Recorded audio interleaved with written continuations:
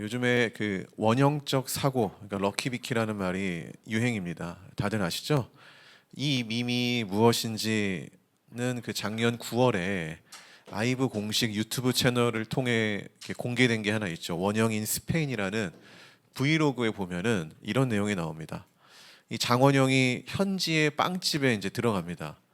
그런데 이제 앞 사람이 이 장원영이 사고 싶었던 빵을 다 사간 탓에 좀 오래 기다려야 되는 상황이 발생된 거예요. 근데 보통 이럴 때 일반적이라면은 우리가 되게 아쉬워하거나 좀 더 빨리 올 걸 이러면서 자기 탓을 하든지 뭐 교통 탓을 하든지 이러지 않습니까? 근데 이제 장원영은 좀 다른 반응을 보이면서 이런 말을 해요, 영상에서. 앞 사람이 제가 사려는 빵을 다 사가서 너무 럭키하게 새로 갓 나온 빵을 받게 됐어요. 역시 행운의 여신은 나의 편이야. 보통 사람이라면은 늦게 가서 기다리게 되었다는 이런 부정적인 언어를 사용할 수도 있는데 이 장원영은 오히려 갓 나온 빵을 신선한 빵을 먹게 되었다면서 지금 상황을 부정이 아닌 긍정인 어떤 내용으로 끌고 갑니다. 그러니까 일종의 인생을 바라보는 이제 해석 같은 거죠. 어떤 사건이 터졌을 때 내가 어떠한 관점으로 바라볼 거냐. 이런 기왕이면은 우리 인생을 이렇게 부정적인 표현으로 그리는 것보다 되도록이면 그 안에서 소망을 발견하고 긍정적인 표현으로 해석하는 게 좋지 않은가. 여러분, 이 럭키비키라는 원형적 사고가 사람들한테 밈이 된 어떤 그 배경을 보면은 사람들도 다 그런 것 같아요. 행복이라는 게 어떤 상황이 발생돼서 좋은 일이 발생돼서 행복한 게 아니라 그 가운데서 내가 좋은 것을 끌어낼 수 있는 게 행복이라는 어떤 그러한 사고가 반영되지 않았나 생각이 듭니다. 이 럭키비키라는 이 밈을 보면은 우리 그리스도인들이 절해야 하는데라는 생각이 듭니다. 그러니까 내 삶의 어떤 어려움, 또 그것 때문에 우리가 좌절하거나 실망하거나 아파하는 게 아니라 오히려 나중에 얼마나 좋은 일이 생기려고 이럴까, 내가 얼마나 단단해지려고 하나님이 이런 시련을 주는 거야라는 하나님적 사고를 하는 거죠. 우리가 연합수련회를 앞두고 있는데 이런 영광스러운 일을 준비하다 보면은 늘 있는 전조 증상 같은 게 있습니다. 그러니까 사탄의 방해 같은 거죠. 마음에 어렵게 한다든지 준비한 대로 뭐가 이렇게 좀 잘 흘러가지 않는다든지 또 이런 일이 생기는데 이럴 때 우리가 불평을 하는 게 아니라 하나님적 사고로 소망을 발견하는 거예요. 하나님이 얼마나 큰 은혜를 주시려고 우리에게 지금 이런 일이 생기는 거야. 어떤 이런 사고 말이죠. 오늘 베드로는 소망 없어 보이는 세상을 사는 그리스도인들이 어떤 사고를 가지고 살아야 되는지 쭉 이야기하고 있습니다. 좀 정리를 하면은 세상적 사고에서 하나님적 사고의 전환을 보여준다는 거예요. 자, 그럴 때 우리가 소망을 발견할 수 있다라는 거죠. 그러니까 어떤 사고를 바라보느냐에 따라 절망을 발견할 거냐, 소망을 발견할 거냐, 이게 다르다는 겁니다. 그럼 우리가 이 내용을 보면서 우리가 이 세상에서 어떤 사고방식으로 살아가야 하는지 좀 배우는 시간 되기를 바랍니다. 할렐루야. 먼저 첫째 한번 읽어볼까요? 자, 시작. 근심은 기쁨의 전조 증상일 뿐이다. 6절 말씀 한번 읽어보겠습니다. 자, 시작. 그러므로 그러므로 너희가 이제 여러 가지 시험으로 말미암아 잠깐 근심하게 되지 않을 수 없으나 오히려 크게 기뻐하는도다. 아멘.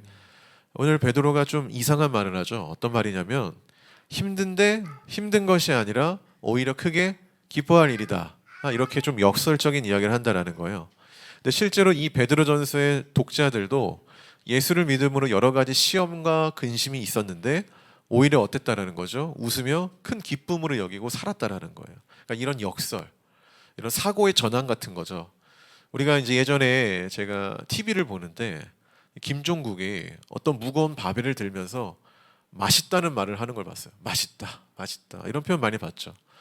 여러 운동선수들이 고된 운동을 하면서 막 힘들다고 내가 이거 왜 하는 거 이렇게 부정적인 이야기를 하는 게 아니라 오히려 웃으면서 맛있다고 소리치는 것을 보고 제가 처음에 저게 무슨 말이야 라고 이렇게 좀 의문을 가졌는데 나중에 생각해 보니까 이런 거더라고요.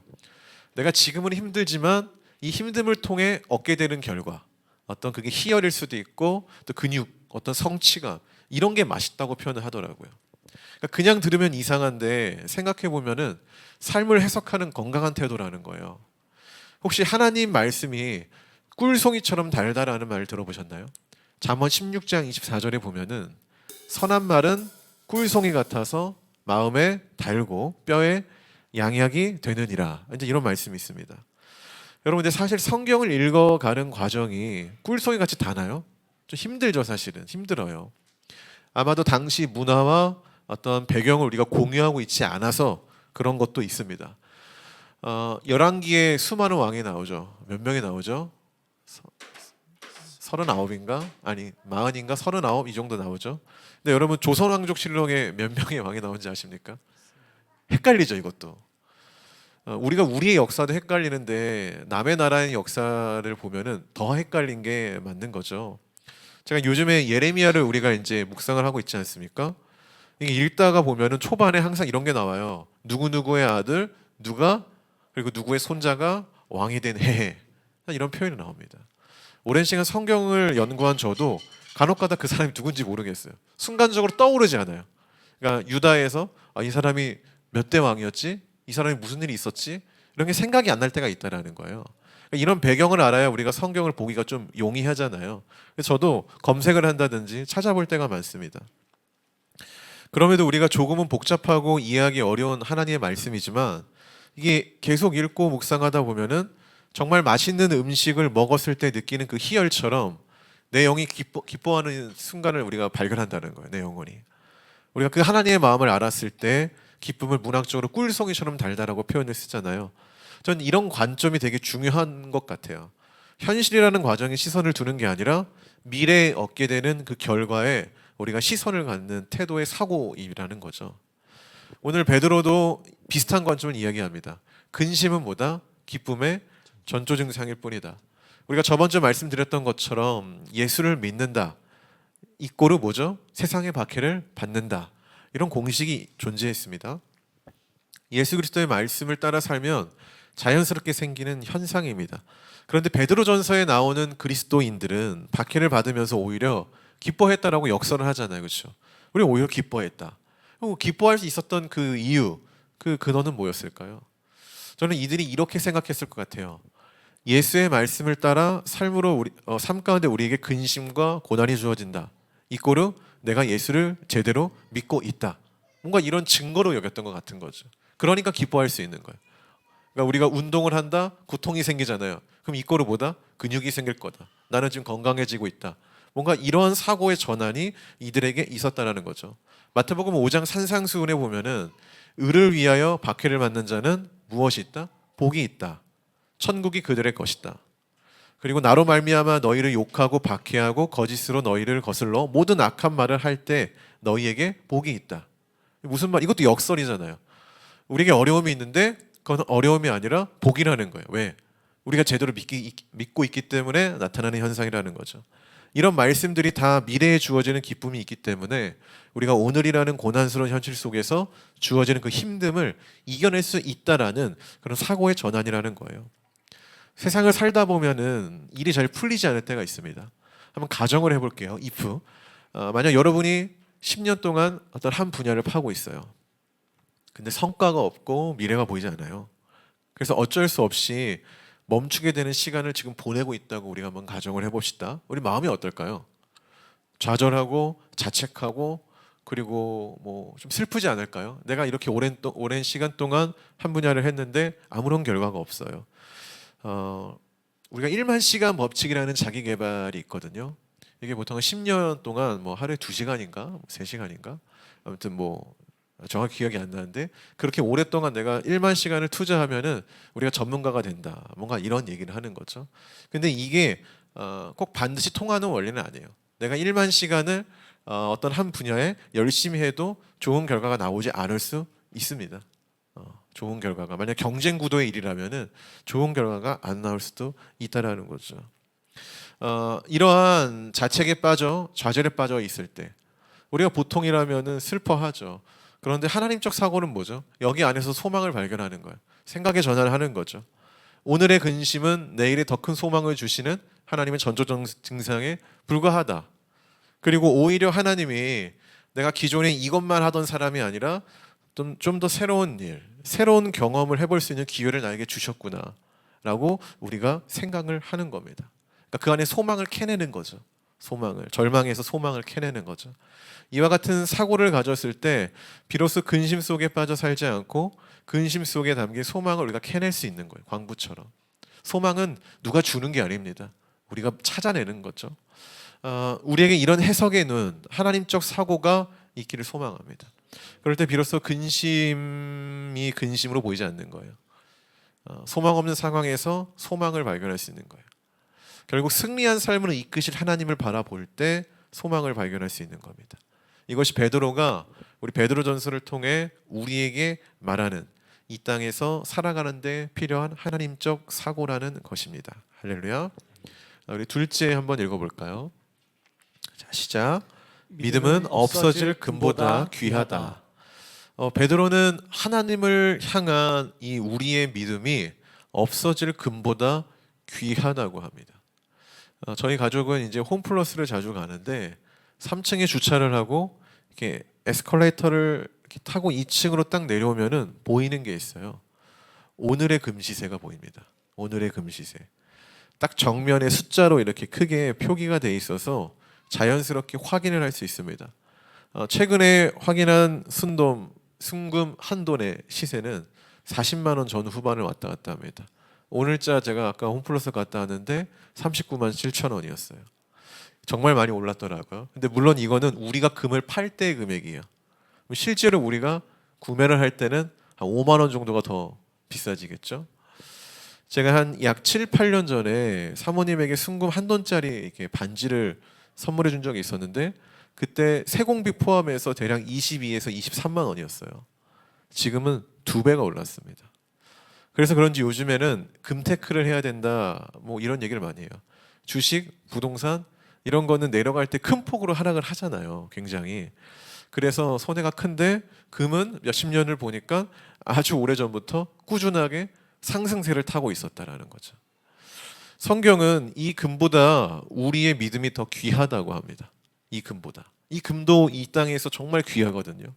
근데 이것보다 더 귀하다고요. 그 말은 우리가 투자할 것은 금이 아니라 그보다 귀한 믿음이라고 말을 하는 거죠. 성경 시대 사람들도 그러니까 금이 재물을 말을 하는 거잖아요. 재물을 얻기 위해 자기들의 인생을 많이 투자했단 말이에요. 근데 베드로전서 시대 사람들은 그것보다 우리가 예수에 대한 믿음을 지키는 데 더 많은 투자를 했다라는 거예요. 그래서 베드로가 이렇게 말을 하는 거죠. 너희의 그 믿음이 없어질 금보다 세상 사람들이 투자하는 그 없어질 금보다 더 귀하다. 왜? 푸른 말에서 꽂힌 시대나 주의 말씀은 영원하니까. 너희들은 영원하지 않는 것에 인생을 쏟는 게 아니라 영원한 것에 인생을 쏟고 있구나라고 말을 하는 겁니다.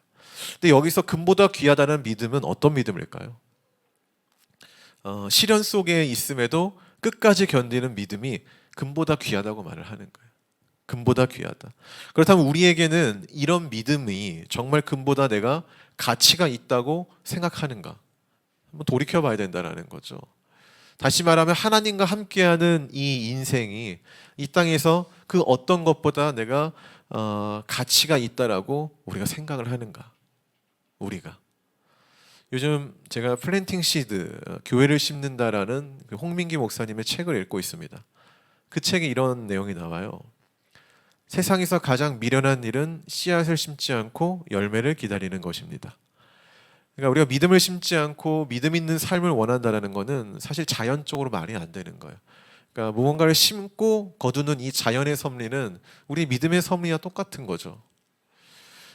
지금 우리의 믿음이 없어질 금보다 귀하려면 시련 속에서 끝까지 견디는 믿음의 씨앗을 우리가 삶 속에서 심어야 되는 거예요. 이 말이 무엇이냐면은 고난이 있어도 피하거나 도망치는 것이 아니라 주님 안에서 부딪히고 해결하는 삶으로 나아가는 거죠. 그것이 믿음의 씨앗을 심는 겁니다. 또한 평소에 하나님과 좀 거룩하고 좋은 관계를 맺는 거죠. 그것도 꾸준히. 아무리 씨앗을 심었어도 주기적으로 물을 주지 않고 관리하지 않으면 열매를 맺을 수 없습니다. 그 씨앗은 아마 사라질 겁니다. 이러한 믿음을 우리가 심고 있다면 우리는 소망을 발견할 수 있다는 거죠. 베드로전서 시대의 사람들은 그러한 믿음을 보였기 때문에 사도 바울이 소망이 있다. 너희들의 삶에서 소망이 있다라고 이야기할 수 있던 겁니다. 대표적으로 8절 말씀을 보면 나와요. 한번 읽어봅시다. 자, 시작. 예수를 너희가 보지 못하였으나 사랑하는도다. 이제도 보지 못하나 믿고 말할 수 없는 영광스러운 즐거움으로 기뻐하니. 아멘. 여기서 뭐라고 말합니까? 예수를 그러니까 너희가 예수를 보지 못했다. 근데 사랑한다라고 말을 해요. 여러분 잘 보세요. 예수님을 지근거리에서 보았던 제자들 중 예수를 떠난 사람이 있어요.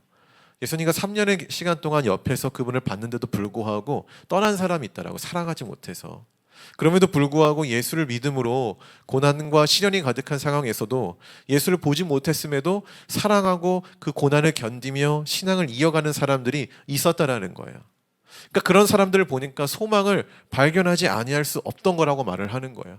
너희들의 삶을 보니까 예수님의 제자였던 가론 유다, 지근거리에서 함께했던 그 유다를 봤을 때는 소망이 없었는데 예수를 보지 못한 너희들이 이 믿음을 지켜내는 것을 보니 소망이 있다라고 말을 하는 거죠. 이런 믿음이 금보다 귀한 거고, 이런 믿음의 소유자가 우리 안에 있다면은 하나님은 우리를 보고 소망이 있다라고 이야기할 것입니다. 여러분, 금보다 귀한 믿음에 투자하십시오. 할렐루야. 나의 시간, 나의 꿈, 나의 재물이 하나님을 향해 있기를 바랍니다. 요즘에 교회 설교자들에게 금기어 중 하나가 헌금 설교를 하는 거예요. 그래서 어떤 목사님들은 나는 평생에 헌금 설교를 하지 않았어 라는 것을 자랑으로 생각을 합니다. 헌금 설교를 하면 목사가 돈을 밝힌다는 생각이 있어서 그런지 요즘에는요 잘 안 하는 것이 대세입니다. 근데 여러분 솔직히 한번 말해봅시다. 헌금을 하지 않는데 믿음이 있다? 여러분 말할 수 있겠습니까? 아니요, 성경도요 재물이 있는 곳에 내 마음이 있다라고 말을 합니다. 근데 헌금을 하지 않는데 내가 예수에 대한, 하나님에 대한 마음이 있다? 내가 구원을 받았다? 과연 그렇게 말할 수 있을까요? 저는 아니라고 생각합니다. 여기서 오해하지 마십시오. 헌금을 얼마나 많이 해야 하는가의 척도를 말을 하는 게 아니에요. 헌금을 많이 해야 너희가 복을 받는다, 이러한 기복적인 설교를 하는 게 아닙니다. 우리가 예수에 대한 마음이 있고 구원에 대한 감사가 있다라면은 어찌 헌금을 재물을 하나님 앞에 드리지 않을 수 있느냐라는 이야기를 하는 거예요.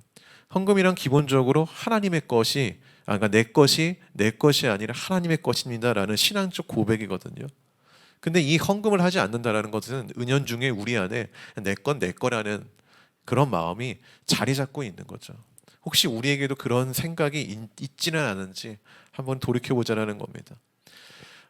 물질뿐 아니라 시간의 개념도 그러합니다.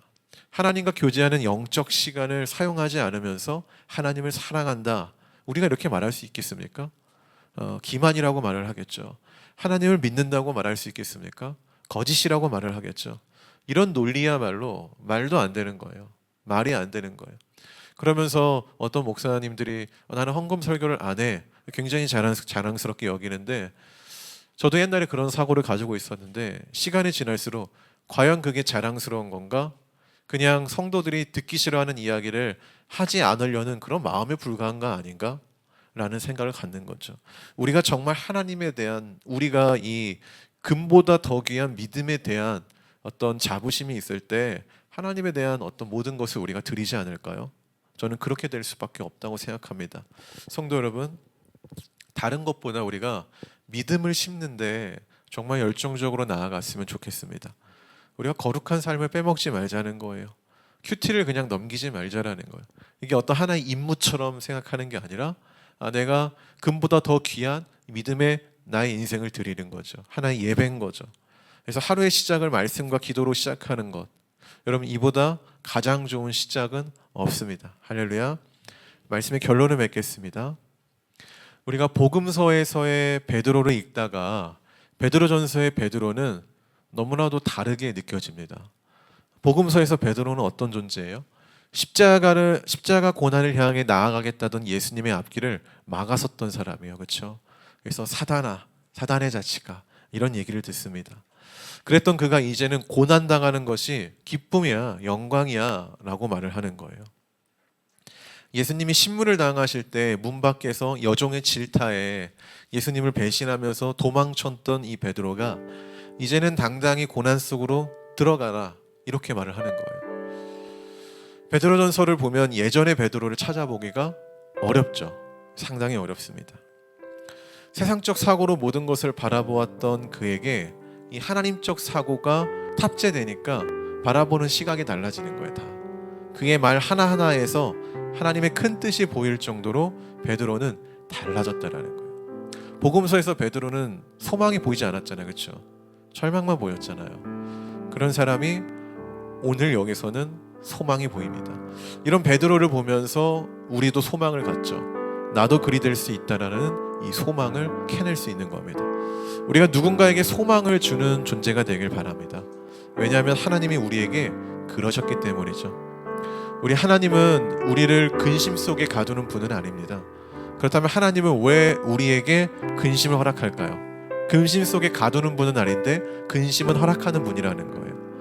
어떤 이는 성장이라는 관점으로 풀어갑니다. 우리를 단단하게 만들기 위해 근심을 허락하신다고 말합니다. 이와 같은 이유도 성경적인 거죠. 이와 같은 이유도. 하지만 좀 다른 생각을 해볼 수 있습니다. 우리가 추위를 느껴야 따뜻함의 소중함을 압니다. 이처럼 근심을 경험해 봐야 하나님과 함께함의 기쁨을 또 아는 거예요. 저는 그 기쁨을 더욱더 우리에게 비교되게 알게 하시려고 우리에게 근심을 하나님이 순간적으로 잠깐이지만 허락하는 것이 아닌가 이런 생각이 듭니다. 근심이 있으니 기쁨이 확실하게 느껴지는 것처럼 말입니다. 혹시 지금 우리가 근심 속에 있습니까? 하나님이 더 큰 기쁨을 느끼게 해주려고 하는 전조 증상일 뿐이라는 거예요. 우리는 근심을 도약해서 기쁨으로 하나님이 나아갈 수 있도록 도와준다라는 거죠. 이런 사고가 우리 안에 있을 때 긴 터널 속에서도 우리가 빛을 찾을 수 있고 절망 속에서 소망을 발견할 수 있습니다. 우리 그런 교회, 우리 그런 성도가 되기를 주 이름으로 축복합니다. 기도합시다.